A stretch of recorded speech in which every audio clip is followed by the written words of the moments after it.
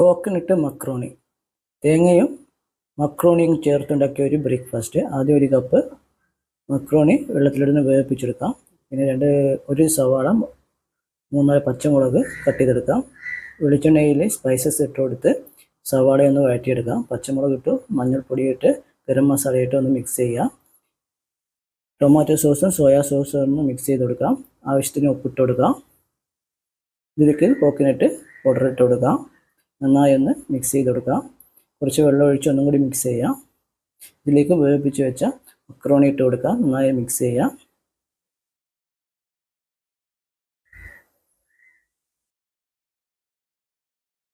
ഇപ്പോൾ coconut macaroni ready ആയിട്ടുണ്ട്.